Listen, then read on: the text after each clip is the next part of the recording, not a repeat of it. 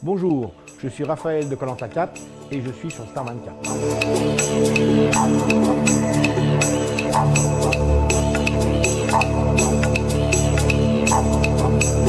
Alors je vais vous parler quand même de l'expérience de mon Koh Lanta 4 que j'ai participé ou vécu.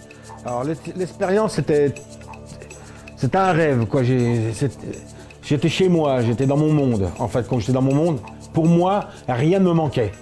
L'eau, on l'avait, quand il ne l'enlevait pas. La bouffe, j'allais la chercher tous les jours parce que c'était mon boulot d'aller à Koh Lanta pour faire ça, mais pas pour faire de la télévision.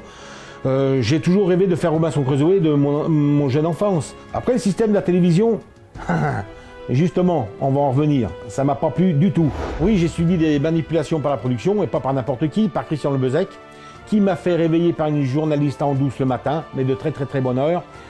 J'ai été voir dans un coin et Christian Lebezec qui m'attendait et m'a dit « Écoute Raphaël, on a un gros problème ». Bon, il m'a serré la main, ce qui m'a bien étonné, donc je lui ai dit « De quoi tu as besoin ?» Et il me dit « Écoute, on a un gros problème, c'est trop flagrant que tu gagnes. Il faut faire, on a peur de perdre de l'audimat, il faut faire du suspense et il faut que tu me gardes une candidate qui est rouge. » Et moi j'ai dit « Non, je garde pas de candidate qui est rouge. » Là il me dit « Écoute Raphaël, c'est grâce à moi que tu as Koh Lanta 4. Parce que Koh Lanta 3, il y a eu des problèmes, on a cru que tu avais un problème au cœur, mais moi j'ai insisté pour faire un casting à Koh Lanta 4 et tu me dois ça. » Alors je dis ouais d'accord, mais il y a quand même 100 000 € à la clé. 100 000 €, c'est pas rien. Il me dit oui, mais sur ta lettre de motivation. Il est quand même vicieux à revenir jusqu'à ma lettre de motivation. Il me dit, moi j'avais marqué, je suis pas ici pour l'argent, je suis ici pour l'aventure. Et il me dit, ben, ta lettre de motivation, tu es ici pour l'aventure, pas pour l'argent. Ah, je dis ouais, mais 100 000 € pour l'instant que je les mérite, tout le monde se pavane le cul sur la plage, il n'y a pas de raison que j'ai pas 100 000 €. Et là il me dit, écoute, je te promets que tu vas refaire des publicités et tu reprendras les 100 000 € du jeu. Sauf qu'on a peur de perdre l'audimat. Enfin, quand je me suis aperçu que l'audimat, c'est moi qui l'ai fait. Et quand j'ai perdu, tous les Français étaient dégoûtés derrière la télévision. Donc, comme un abruti, j'ai accepté de perdre. Et puis, ben, sa promesse, elle n'est jamais venue. Donc, il y a une fois, j'ai fait une émission Coé et je balance. Et quand je balance, un petit peu, j'ai fait montrer que je pouvais aller plus loin. Et donc, il y a la Chantal, c'est celle qui gère les candidats après l'aventure, qui appelle Christian Lebezec au téléphone. Moi, j'ai rien vu tout ça. Donc, à la finale de Coé, il y a monsieur Lebezec qui arrive et cet abruti-là, il me parle comme un chien. Et il me dit, c'est quoi ton prix? Ben, je dis, moi, tranquille. J'ai dit, écoute, il n'y a pas de prix. Tu m'as dit qu'on faisait des publicités, et puis voilà, quoi. Ah, il me dit, non. Donc, en fin de compte, il me balance un chèque dans la gueule. J'ai pris le chèque et je lui ai rebalancé dans la gueule. Et il a failli prendre mon poing contre la gueule. Donc, je sors furax du local. J'étais avec mon ancienne femme, elle dit à Chantal du casting, elle dit là ça s'est mal passé. Et la Chantal, elle me dit, bah là c'est 30 000 € que tu as balancé dans la gueule. Mais de toute façon ça aurait été 40 000, 50 000 €, c'était pareil, j'aurais balancé dans la gueule. Il m'aurait dit, écoute Raphaël, j'ai un problème, je t'ai demandé des choses, je peux pas tenir ma promesse de te faire des publicités. Par contre, est-ce que je peux te faire un chèque de 30 000 €? Ça aurait été plus sympa que de me balancer un chèque comme un chien. J'aurais pas fait la guerre, j'aurais rien dit, j'aurais pris le chèque de 30 000 €. C'est un bon jeu, mais en fin de compte, ils font ce qu'ils veulent. Il y a tellement de manipulation que ça en devient télé-réalité. Avec dureté, si vous voulez, mais télé-réalité quand même. Peut-être maintenant, en le disant comme ça, il y a des choses qui vont se savoir, hein, parce que je pense que ça risque de faire quelque chose.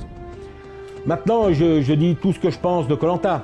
Parce que comme Denis Brognard, il a raconté que j'appréhendais de retourner, je m'étais toujours tu, en espérant que ça s'arrange pour retourner à Koh Lanta. Mais quand il raconte plein de conneries derrière. Alors, son truc qu'il a dit sur Télé Loisirs, qu'ils ont fait un film, Raphaël appréhende de retourner à Koh Lanta. Je ne l'ai pas pris en provocation, moi j'ai pris ça en insulte. Par contre, monsieur Denis Brognard, je te lance un défi. De venir un mois avec moi, tu peux faire une télé-réalité, vous pouvez gagner du fric avec. Un mois, toi tu fais l'aventurier, moi je fais l'aventurier. On nous met 1 km de plage de chaque côté, on nous pose comme ça, je prends un huissier, vous ne prenez pas d'huissier parce que j'ai pas confiance du tout. Je prends un huissier ou 2 huissiers, que vous allez payer aussi quand même, parce que vous allez y revendre après.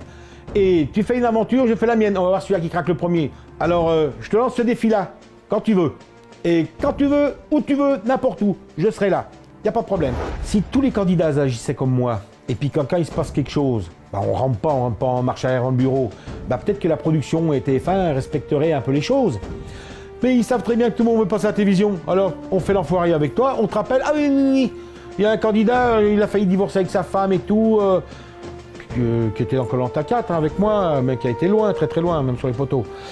Il dit oh, de toute façon, moi, jamais plus, fait le divorce avec ma femme, je ne veux plus entendre parler de Koh Lanta, c'est fini. Et qui c'est que je vois dans Koh Lanta All Star? Le candidat qui disait que c'était fini.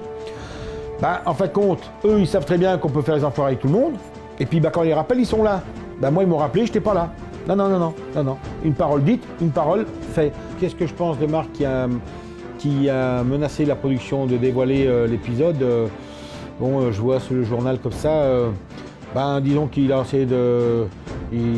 ça a dû toucher beaucoup pour qu'il agisse comme ça, parce que comme il y a des clauses de confidentialité qui étaient de 11 ans en arrière de 15 000 euros, de mon Koh Lanta de 15 000 euros par chose dévoilée, ça a dû toucher beaucoup.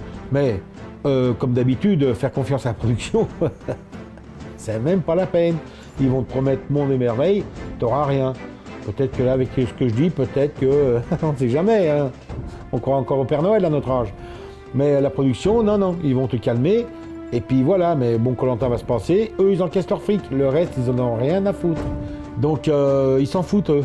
Eux, c'est l'audimat et les thunes. Après, de notre vie, ils s'en foutent.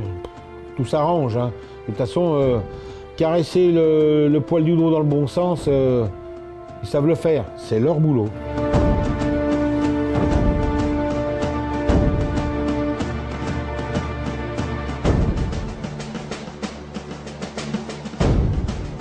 Si vous voulez me contacter pour faire une aventure avec moi, soit de Robinson Crusoe en Thaïlande ou un raid humanitaire au Maroc, vous pouvez me contacter sur www.unequipedansnature.fr.